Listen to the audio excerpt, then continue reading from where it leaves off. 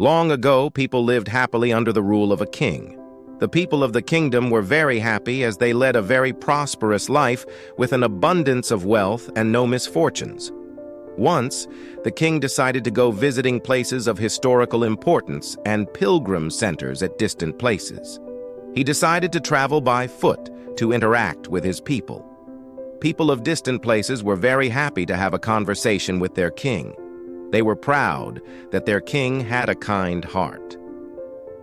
After several weeks of travel, the king returned to the palace. He was quite happy that he had visited many pilgrim centers and witnessed his people leading a prosperous life. However, he had one regret. He had intolerable pain in his feet as it was his first trip by foot covering a long distance.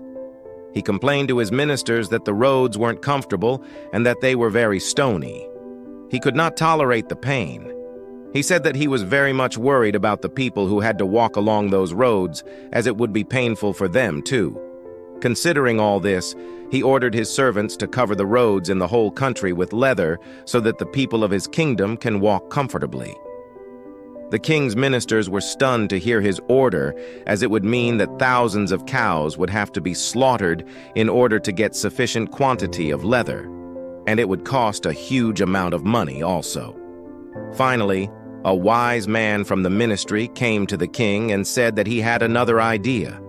The king asked what the alternative was.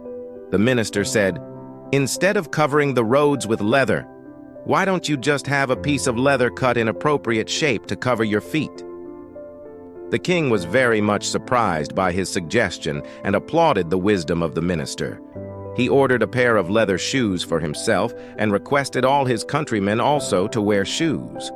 Moral: instead of trying to change the world, we should try to change ourselves.